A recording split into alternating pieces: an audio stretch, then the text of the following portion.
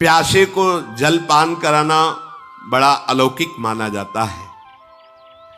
इसलिए अन्नदान, जलदान, वासदान, वस्त्रदान ये जो करते हैं तो उनके लिए वही वैतरणी पुष्पोदक बन जाती है। भारी सुगंध, जैसे केवड़ा आदि डालकर सुगंधित मीठा जल, ऐसे, और खूब स्नान करते, शीतल, कोई जंतु काटने वाला नहीं, वही नदी, और वही पापियों के लिए भयंकर नदी बन जाती है।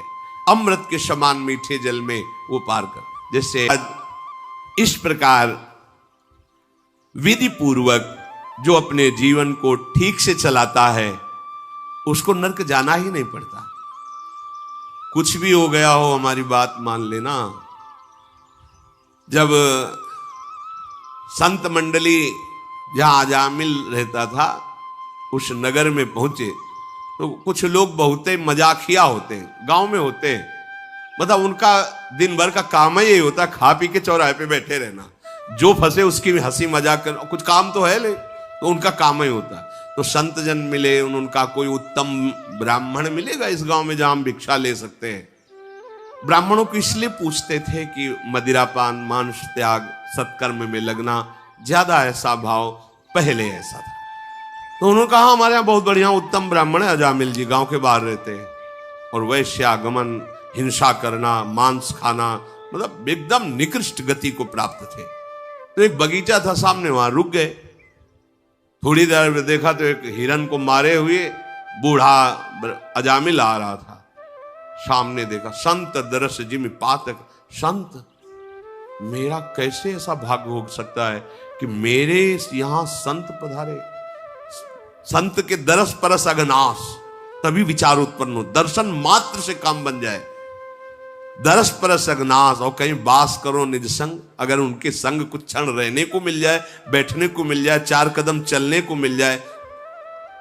अजामिल रो पड़ा, चरणों में गिरा, मेरा जीवन नष्ट हो गया महाराज। यद्यपि मैं उत्तम कुल में जन्मा था, धर्माचरण करता था, पर वैश्या के संग से आज मैं बहुत पतित हो चुका हूं।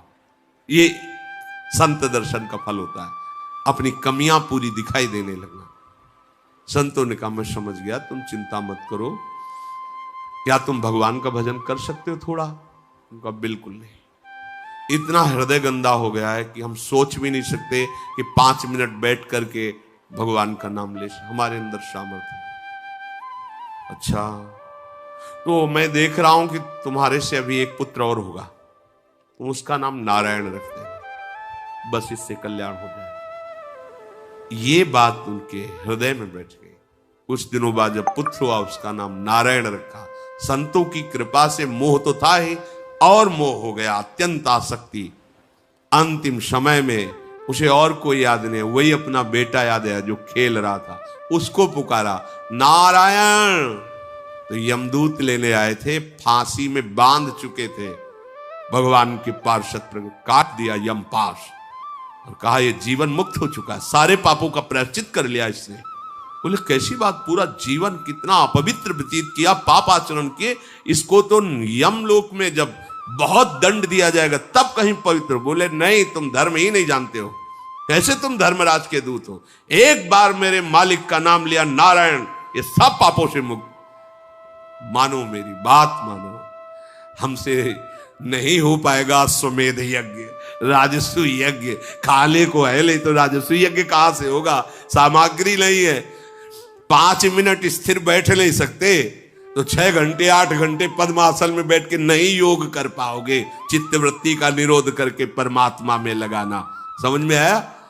एक उपाय है केवल, राम राम कृष्ण कृष्ण हरि हरि राधा राधा शिव शिव, जो तुम्हें गुरु ने दिया हो, जो नाम, हमारे भगवान के सब नाम सामर्थ्यशाली, निहाल हो जाओगे। बात मान लो, केवल नाम नाम नाम बचा लेगा, बचा लेगा। कई बार सुनाया है, सुनने से निष्ठा पुष्ट होती है। धर्मचंद कर्मचंद नाम के 2 भाई, धर्मचंद बचपन से ही भगवान का भजन, संतों की सेवा, ऐसा। छोटा जो था वो मदिरा पान करना, जुआ खेलना, वैश्यागमन का, सब दोनों एक ही जगह, केर बेर, वो अपने रंग में डोलते हैं तो उनको परेशानी होती है, वो अपने रंग में डोलते हैं तो उनको परेशानी होती है। कीर बीर का संग, एक परम धर्मात्मा और एक दुरात्मा। एक दिन अयोध्या से संतों की मंडली आई, उनका काम था संतों को बुला के घर ले जाना, चरण पखारना, भोग प्रसाद पवाना। पवा ही रहे थे कि वो लगा करके वही अब घर ही एक है, भाई है, और वह गाली देना संतों को शुरू। संतों ने कहा हम बुला कर, बोले महाराज इसको पहले निकल जाने। वो ऊपर खंड में रहता था, ऊपर चला। उनका महाराज ये अनुज है, मेरा छोटा भाई, बचपन से ये ऐसा कुसंग प्राप्त करके नष्ट हो गया है, महाराज अब कैसे बताए, क्या इसका उद्धार हो सकता है? तो उनका जिसका तुम्हारे जैसा भाई हो तो उद्धार क्यों नहीं हो सकता? प्रसाद पा लेते, उद्धार की व्यवस्था करते। प्रसाद पाए, शंख घंटा बजाकर सब संत जय जयकार करके निकले, और वो जाके उसके दरवाजे पे खड़े हो गए। वो शराब के नशे में दरवाजा खोला कि गाली देंगे ऊपर से, तगड़े संत थे, उठा के पटक दिया उनको। वो बोले राम बोल राम, और शराब के नशे में देखा वो बचाने वाला तो कोई है नहीं, राम बोल राम। तो सोचा राम बोलने में क्या जाता है, बोल देते हैं। राम राम छोड़ दे, छोड़ दे। अब बेटा इसकी कभी कीमत मत लेना, जा। नीचे आए, बड़े भाई से कहा इसका कल्याण नहीं परम कल्याण। बोले महाराज उसको संतों के चरणों पर विश्वास था, वचनों पर विश्वास था, महाराज आज मेरा है, अब ये कुछ भी करे। कुछ ही दिनों में उसे कैंसर हुआ, मरा। यमराज के पास पहुंचा, पूरा खाता भरा हुआ था पापों से ही, संतों को गालियां देना, अपमान करना, मदिरा पीना, व्यभिचार करना, सब। एक जगह स्वर्णिम अक्षर से लिखा था, इसने 2 बार संत के कहने से राम राम कहा। कांप गए, क्योंकि परम वैष्णवाचार्य धर्मराज जी। उन्होंने कहा पापों का भोग तुझे तो मिलेगा ही, 2 बार तूने भगवान नाम लिया, क्या चाहता उसके बदले में सुख? तो संत का आदेश उस समय भी जीवात्मा को स्मृति रही, बेटा इसकी कीमत ना लेना। तो उन्होंने कहा कि मुझे बताओ तो इसकी कीमत क्या होती है? जिलाने लगे धर्मराज, भगवान नाम की कीमत, अपराध न बन जाए कहीं कुछ ऐसा वैसा बोल दे, क्योंकि भगवान का नाम है। कीमत तो त्रिभुवनपति देवराज इंद्र ध्यान किया, आ गए। बोले समस्या ऐसी, फाइनल करने में 2 नाम इसने जीवन में ले, पूछ रहा कीमत क्या है? हमारी सामर्थ्य नहीं कि मैं इसका निर्णय कर सकूं। तो उसके ऊपर परमेष्ठी पद ब्रह्मा जी का, अब उनको तो बुला नहीं सकते ना, ये तो बराबर का कभी धर्मराज देवराज के पास जाते थे, कभी देवराज धर्मराज के पास, लेकिन ये ब्रह्मा जी को थोड़ी वहां तो जाना पड़ेगा। तो जैसा पूज्य भाई जी महाराज से हनुमान प्रसाद पोद्दार जी, वो समझ गया कि हमारा पावर बहुत जोर का है, ये नाम का पावर बहुत, वो हम पैदल नहीं चलेंगे, हम तो पालकी में जाएंगे।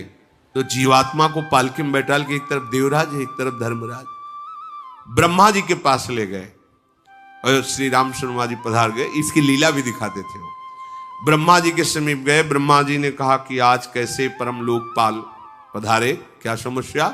तो उनका भगवान आपको न्याय करना है, इस बड़ा पापी जीवन भर पाप किए, 2 बार राम राम कहा, भगवान इसका क्या फल होगा? वो भी ऐसे ऐसे सहलाने लगे दाढ़ी की, भगवान के नाम की कीमत